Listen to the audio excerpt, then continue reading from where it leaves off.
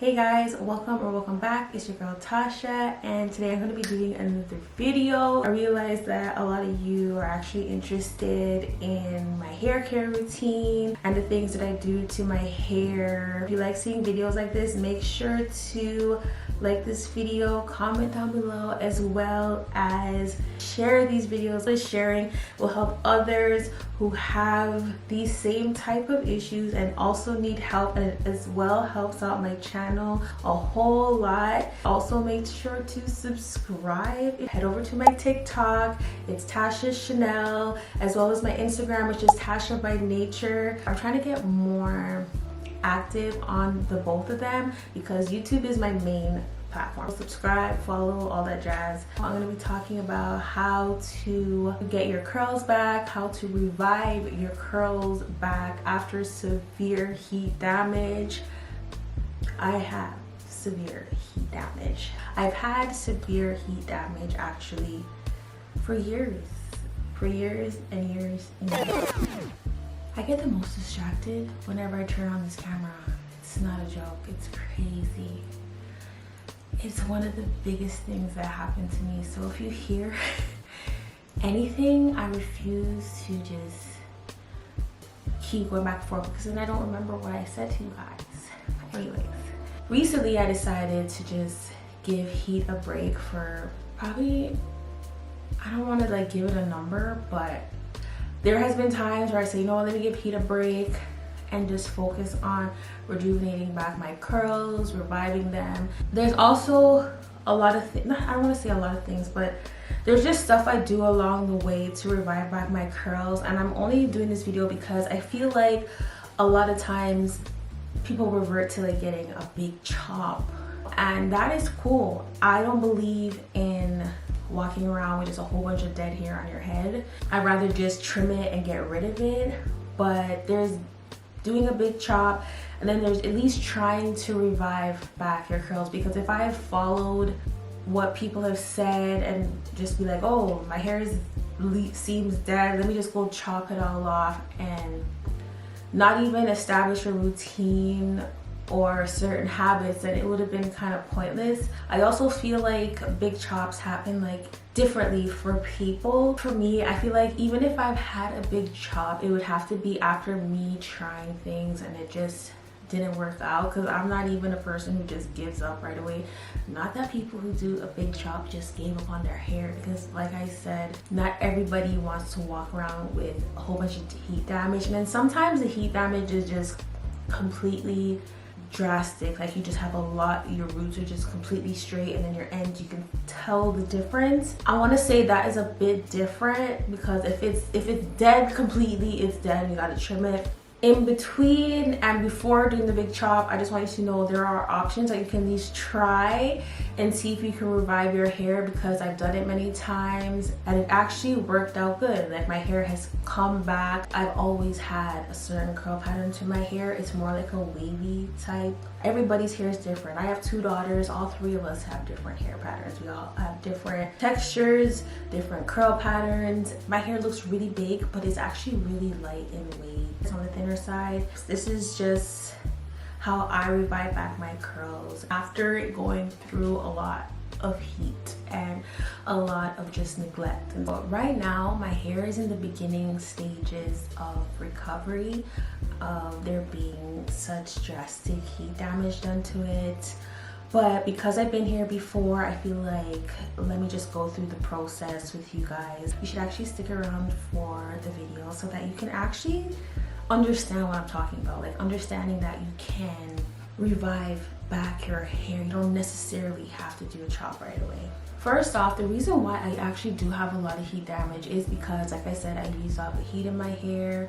Not only do I use a lot of heat in my hair, I would actually neglect certain parts of my hair. You know, when you're just used to doing something a certain way, so I probably attend to like these areas more and not even realizing it more than back hair, especially if I do like a wash and go and then I just brush it up in one. I'm not really attending to the middle as much. I'm more being concerned of what I can see visually. So then over time, the middle of my hair just gets more dry. Also, when I do straighten my hair, I am not the person to go grab a heat protectant. I just never did the whole heat protectant thing because I didn't notice the amount of damage that I was actually causing, and because my hair never really reacted in a way where I just lost my hair completely, I was just not using heat protectant. I would do things to protect my hair. I would use like natural oils, but not too much where I'm like frying my hair, but I would still take care of it. I would end up straightening my hair a lot because it was just the easiest thing for me to do. For me, curly hair was just harder to manage when I would be in a rush, or if I just wanted an easy look. It was just easier for me to have my hair straight and just re-straighten it and boom, just have it ready to go. That was mainly my thing. And also because like in the thumbnail, how you see my hair is literally how my hair would be if I wasn't doing anything that day. It would just be just blah, and that would be over time of me not actually doing a routine to my hair and it just becoming like a hot mess. To avoid the hot mess, I would do things like straighten my hair and style it with it being straight, then for it to come to this thing I didn't even know what to do with it. Basically, I want to talk about how you can start reviving your hair after severe damage if you want to try that out. Sometimes you can repair it, you know? So the first thing I would say is little to like no heat. I don't want to say like no heat right away because some habits are just harder, or just some things that you do are just harder to just go cold turkey, and then you just probably just start to hate it after a while. You want to go little to no heat. So for me, I was using a diffuser in my hair, but I had it on medium heat. It didn't really feel hot at all. I'm gonna go to use no straighteners for a while, and even if I do, I'm not gonna have it on the highest setting.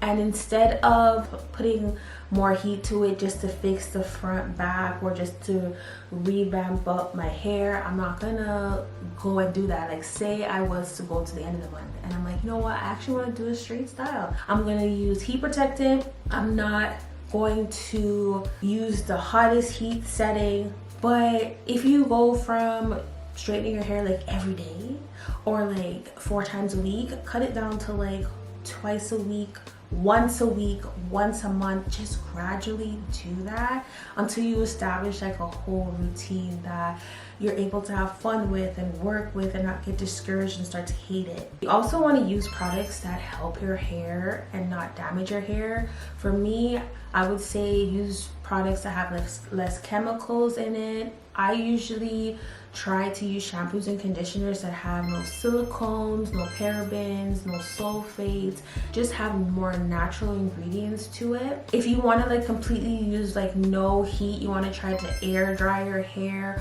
or use something like a t-shirt to dry your hair so the towel is also not weighing down your hair. You want to make sure that you also trim your hair. Trimming is different from a big chop. I personally trim my hair myself. You want to make sure that you're not washing your hair too much as well. I used to wash my hair way too much. I like to minimize that down to at least once a week so that I'm not stripping it of its natural oils, because overdoing something too much can also be a downfall to it. So yeah, you don't want to do too much washing. You want to also do some leave-in conditioner. I actually went a while without using leave-in conditioner and I was like, what am I doing? Like the main reason why my hair is not even holding moisture or it just doesn't feel right is because I don't even have my leave-ins in my hair. You can use hair masks. You can actually make your own. If you want to see how I make my hair mask, you can let me know in the comment section. I can show you what I use when it comes to natural products when I actually do that. I don't do it often, but now that I'm on my journey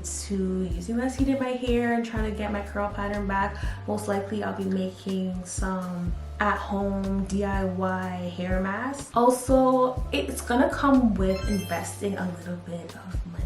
Okay, so I'm not talking a lot of money, maybe just, you know, a little under $100 just to get certain products that would be better for your hair. On my channel, I do go hygiene shopping and I do buy certain shampoos and conditioners. If you want to check that out, I'll also make sure to leave that at the end of this video as well as in the description box below. Also check out the description box and I will leave like my hygiene shopping where I actually do find conditioners and shampoos with less chemicals in them. Just to let you know, it doesn't cost a lot to get some products that don't have as much chemicals in it. And like I said, I do have that in my hygiene shopping, where I do pick out hair products that are affordable and yeah, just not too pricey for you to at least start out with.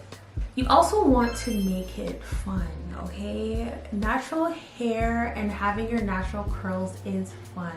And I didn't realize how much I appreciated my curls until recently. And I always thought that my hair was just better straight, and it was just easier straight. I wish I actually didn't damage my hair as much as I have, but you know, hair is hair, it will grow back.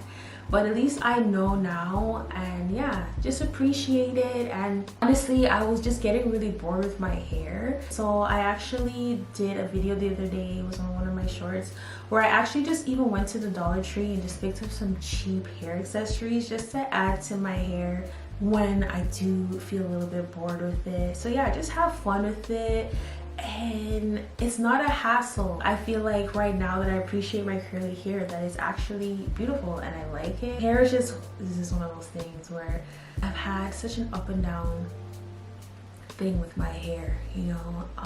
Been through a lot with it, and even me wanting to do a big chop, it'd be for reasons not really having to do with my hair breaking or being damaged.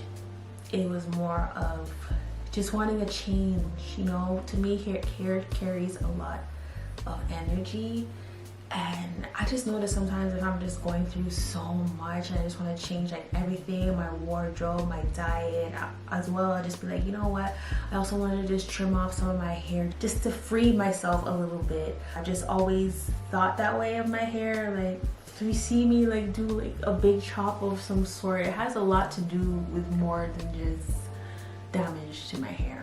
But yeah, that was it. I really hope that you enjoyed it. If you did, stick around to the end of this video. I appreciate you so much, girl. Like, it means so much to me. Make sure to leave a pink heart in the comments if you don't even know what to say, or you just want to, you know, show some love to the channel, and I'll send one back with so much love. Thank you for sticking around.